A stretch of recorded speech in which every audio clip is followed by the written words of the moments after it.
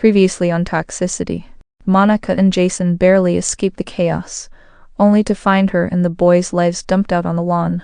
With nowhere else to go, they landed in a motel. All of them. One small room. Too much uncertainty. And that's where we left off. Toxicity. Heart too pure for this kind of game. Tryna love right, but I still feel played. Red flags dressed up, looking like fate. I see the signs, but I stare. Toxic, toxic. Why love was sweet, then turn to poison? Toxic, toxic. If I know better, why I'm choosing it? Man, I gotta heal.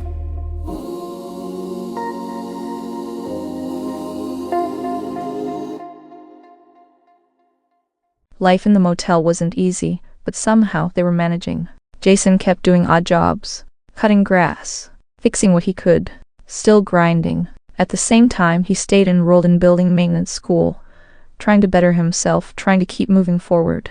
Monica handled the boys. 4 growing personalities, 4 different needs, 4 different attitudes, all under one roof. Well, one room.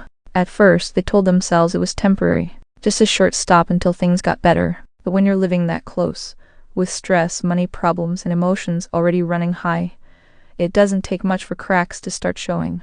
The argument started small, something simple, something petty, but small arguments have a way of turning into big ones when pressure never lets up. Voices were raised, lines were crossed, and before Jason could even process what was happening, Monica told him to leave. Right then, right now, get out. Jason stood there stunned, embarrassed, confused, and hurt. He packed his things quietly, not wanting the boys to see just how broken he felt. He sat outside the motel room, bags beside him, trying to figure out his next move. The last place he wanted to go was his parents' house, especially since his mother had warned him. She told him living in a motel with a woman and her children so early into a relationship wasn't right. She said it wasn't fair to the kids, said it was disrespectful. And now, here he was. That's when Jason's father pulled up. He saw his son sitting there, bags packed, head down. Didn't say much at first, just looked at him, then said what Jason needed to hear. Told him to put his bags in the car. Told him it was time to come home. And Jason did. What Jason didn't know was at the moment he left, Monica made a phone call. A quiet one. She called her husband. Asked him to pay for another month at the motel, for her and the boys.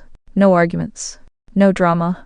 Just survival. Meanwhile, Jason's heart wasn't settled. He felt wrong about leaving things like that, so he left his parents' house quietly without telling them. Jason decided to go back. Decided to apologize.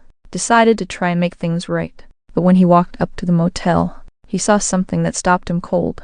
Monica's husband, walking out of the motel room. Jason didn't say a word, didn't confront him, didn't knock. He just sat there, hurt and confused, and walked away. Toxicity. Heart too pure for this kind of game. Tryna love right, but I still feel played. Red flags dressed up, looking like fate.